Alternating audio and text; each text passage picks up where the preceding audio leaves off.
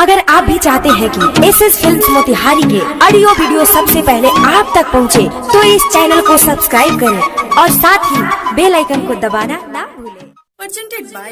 SS Films Motihari. Music by Saurabh Aishwarya. हमरा भोला जी के मथवा है डीजे विकास रीगा सीतामढ़ी। हमरा भोला जी के मथवा है खिया जैसन टीका बैठे हो हमरा भोला जी के मथवा है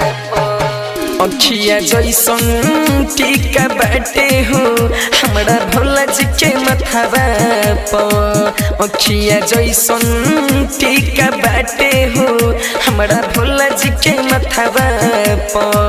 कि निकला गेला मन भावेला हो निकला गेला मन भावेला गंगा बसेले जटवा कि अखिया जैसन टीका बैठे हो हमरा भोला जी के मथवा अखिया जैसन टीका बैठे हो हमरा भोला जी के मथवा कि निकला गेला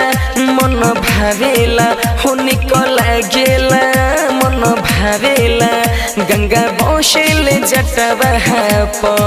कि अखिया जैसन टीका बैठे हो हमरा भोला जी के मथवा भोला जी के मथवा भोला जी के मथवा अखिया जैसन टीका बैठे हो हमरा भोला जी के मथवा चिको के बसा है के सावा हदिशी रुजया बेले चिको नो राजा जैसे रथवा पबठिया बेले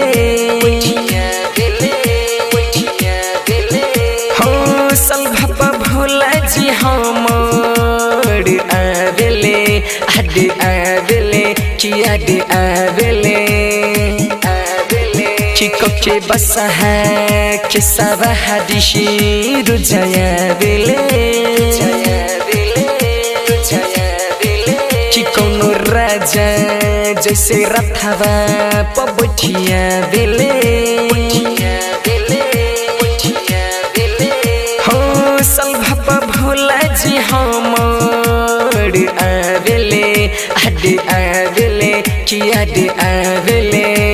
हो बम बम बोली के सभे कांवरिया ढोल कांवर कान्हवा कि अखिया जैसन टीका बैठे हो हमरा भोला जी के मथवा अखिया जैसन टीका बैठे हो हमरा भोला जी के मथवा भोला जी के मथवा भोला जी के मथवा अखिया जैसन टीका बैठे हो हमरा भोला जी के मथवा हो चढ़ते सावन बड़ी पावन लगे मुशीना हो हमर भोला गजा दम भर पिए रुजीना हो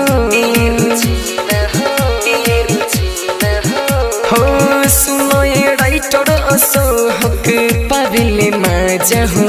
बाबा माजा हो पावेले माजा हो चढ़ते सावन बड़ी पावन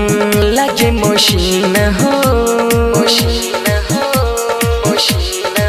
हमर भोला गजा दम भर पिए रुजीना हो सुनो ये राइटर असोहक पावेले माजा हो बाबा माजा हो पावेले माजा हो इसके सोनी तू सुना सुजित गुलसन ध्यान धैल तू धामा बाप कि अखिया जैसन टीका बैठे हो हमारा भोला जी के मथवा